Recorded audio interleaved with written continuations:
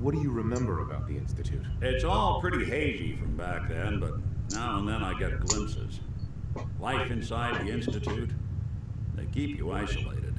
A single test chamber was my whole world for years, and someone was always watching. Then one day you wake up on the other side, and that's it. They've cut you loose. Welcome to the brave new world, with such people in it.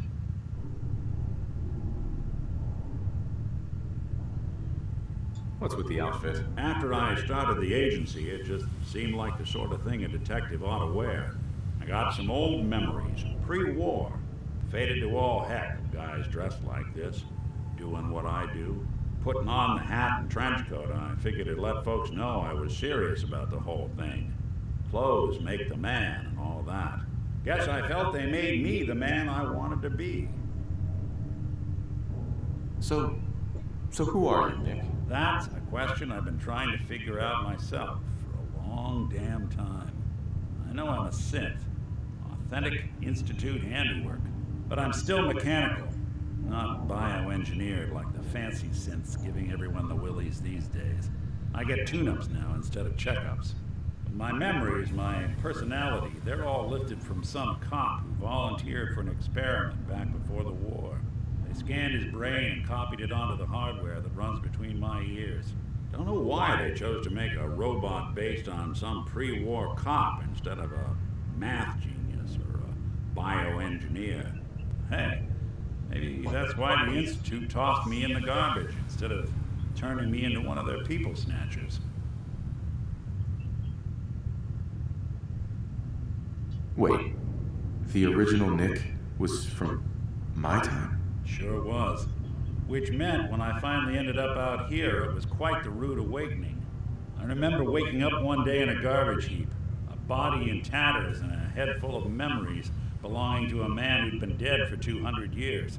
Suffice to say, it was a confusing couple of weeks. Folks didn't really know much about synths back then, so when I finally ran into people, they mostly treated me with caution rather than hostility. But the kids, they weren't afraid. I think his name was Jim. The first person to actually speak to me after I got the boot from the Institute. My first human contact in this world. Grilled me for an hour.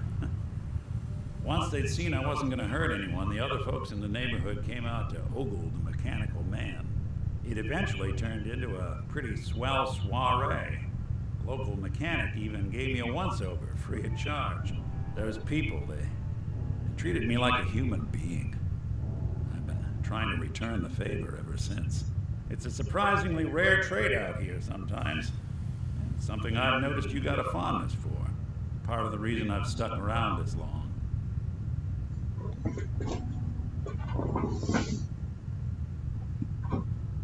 Where's that town? We should go visit. I tried to go back and say thanks once I'd gotten myself established.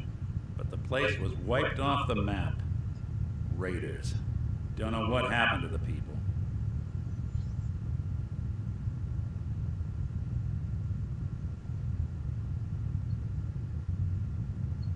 If you're good to people, they'll be good back. That's something I've always believed. Couldn't agree more.